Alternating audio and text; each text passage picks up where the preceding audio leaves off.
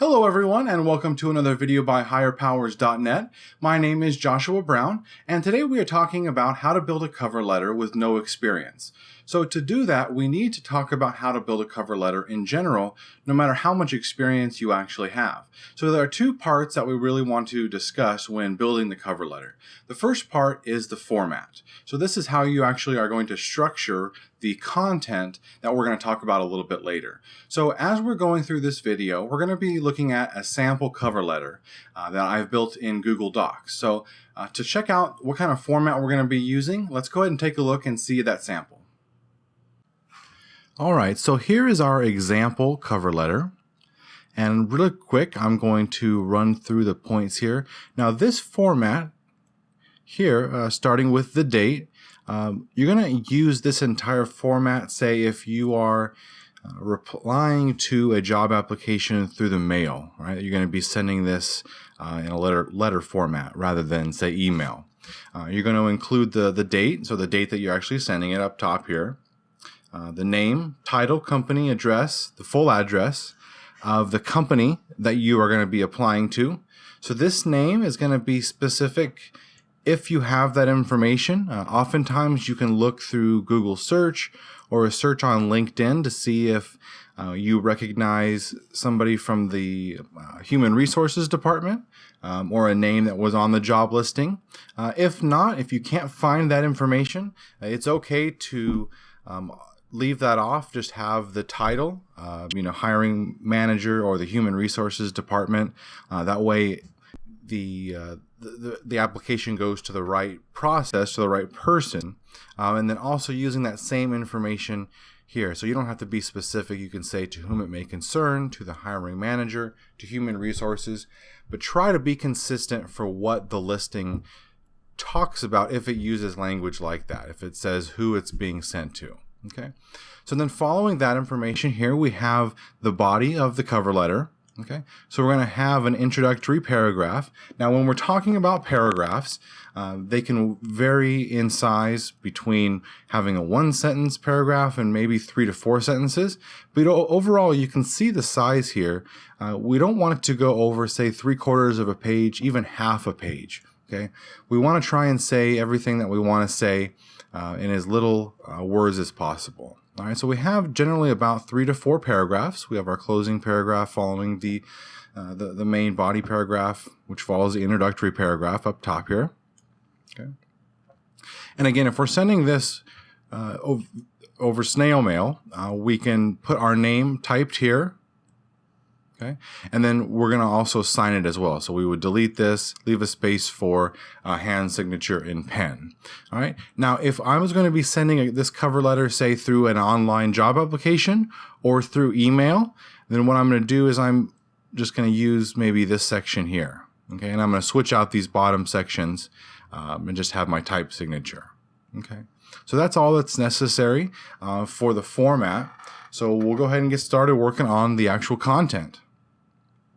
All right, now that we've had a chance to talk about the format of a cover letter, we want to talk about the actual content, what's going to go in the cover letter and what we're going to actually write about. So first we want to start off with the introductory paragraph.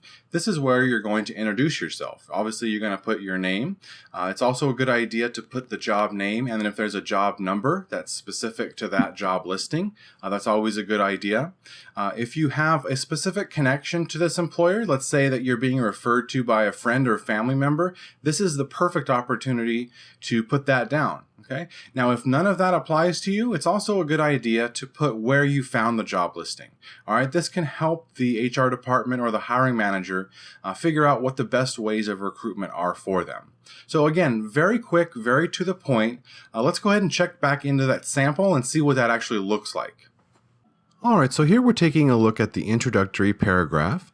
And again, we're going to use the word paragraph kind of liberally here because it can be anywhere from 1 to maybe up to 4 sentences depending on where it is in the body of the cover letter. But just to go through these 2 examples here. So the first one is, my name is Jane Doe and my good friend John Smith recently mentioned an opening at your company for a position in the customer service department. So that's, again, if a family member, friend, someone is referring you to this position, you want to mention that up front. And the second example here, My name is John Doe, and I am applying for customer service position number 32134 I found through Indeed.com. So again, if you're not being referred, you want to give them as much information about the job as possible. If it's going through somebody in human resources or not the direct hiring manager, you want to make sure it gets to the right department going through. Also, you want to make sure that you're doing research into the job listing so that if the position is actually called a customer care representative, then you use those exact words, customer care representative. Okay. You want to get in the habit of using the same language as the company that you're going to be applying to. All right. So I'm most times tempted to actually leave it at that, usually a one sentence opening. Oftentimes you can kind of combine these two here. That way, they know that somebody referred you and the actual position number and name. I really don't like to put anything about, how you're excited to apply or anything like that. Any type of connection usually goes better in the body, where you can also support that with reasons why you're a good fit. At the beginning, it's just a little bit of fluff, and you want to get to the main point of why you're the best fit. So let's do that. We'll go ahead and take a look and see what we can do to put in the content of the body. Okay, so we've gotten right to the point. We've gotten our introductory paragraph down. Now it's time to get to the actual body of the cover letter.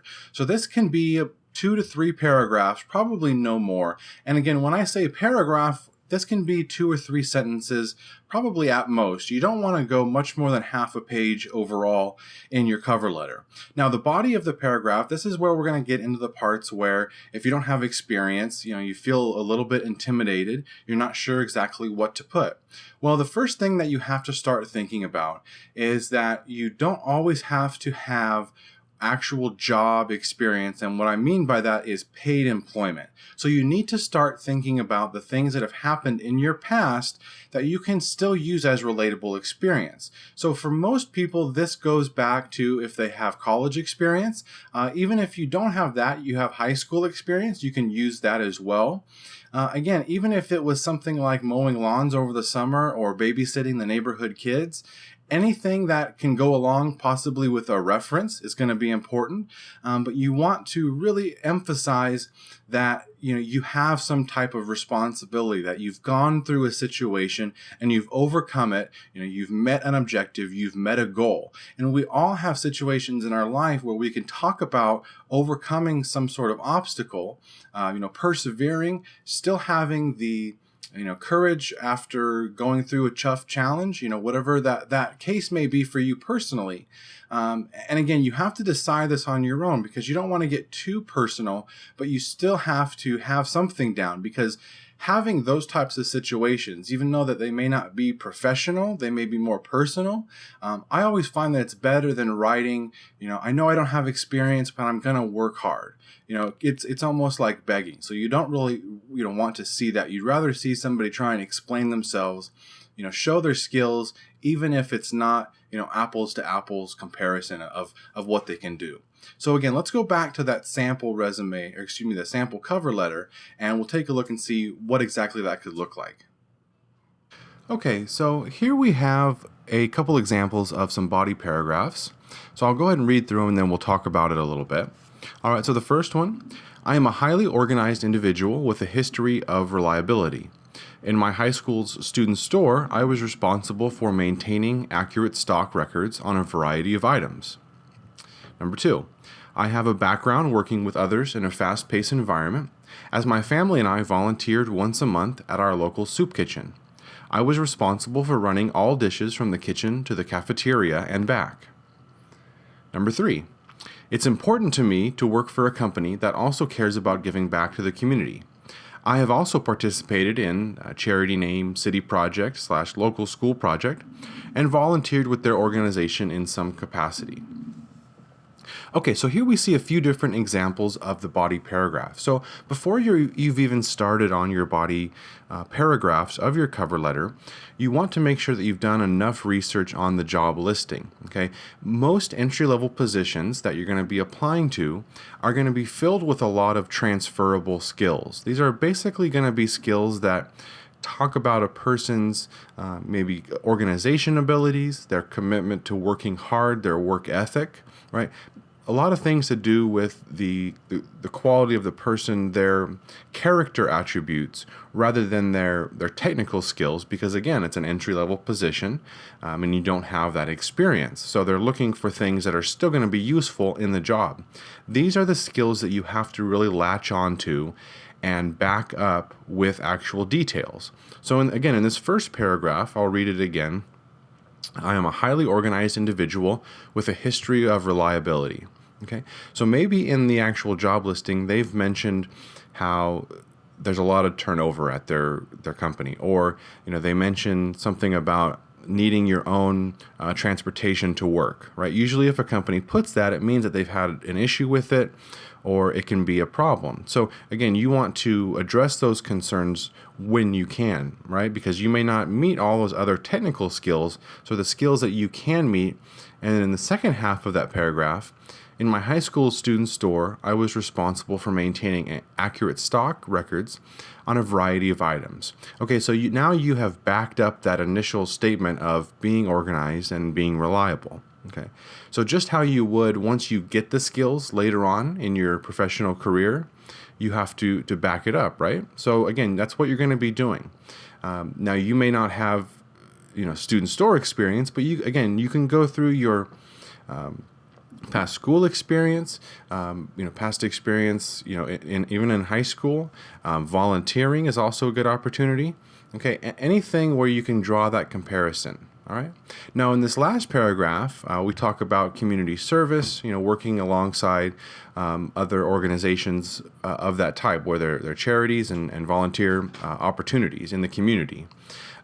This is also an opportunity to do some research about the company, about the people that are important in the company, the presidents, maybe the board members, things like that. What are they saying in social media?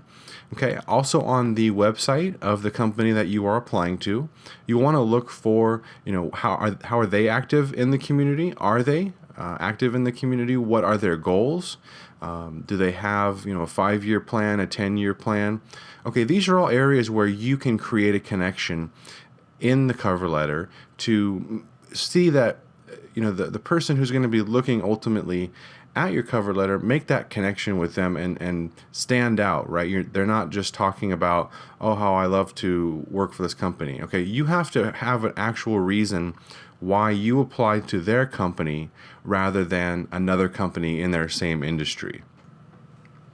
So again, the most important thing is to look through the job listing, find areas where you have some background, where you can create that connection, and use these as a guide to, again, state a fact and then support that with your background experience.